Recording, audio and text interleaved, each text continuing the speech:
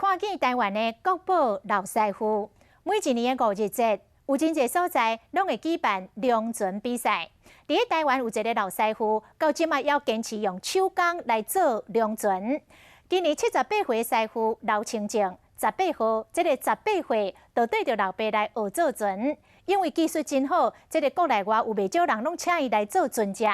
但是这个家传的手艺，煞随着时代的改变，无法度继续来传承。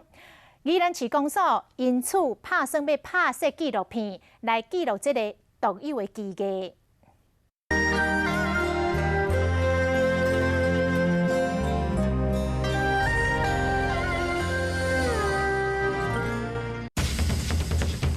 旁边有规排龙头，看起来气势十足。这龙船的创作者就是这位人称阿正师的刘清正师傅。今年78岁啊，伊坚持用手工打造龙船。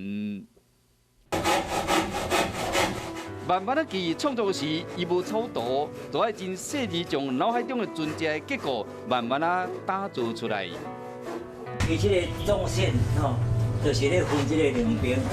做船只上较要紧的，就是爱平衡对着船帮的弯度甲角度等等小细节，阿正师嘛真讲究。当初做这哦，我哋阮这是组团的。到我知影已经是第4代，我再去唔知有咧做啊。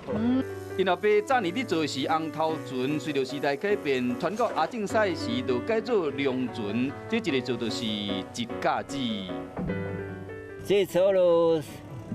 做30多年前有啊。这个龙船是30当前打造的，因为龙头较悬，看起来特别有精神。因为那是航行伫水中的船只，嘛是艺术品。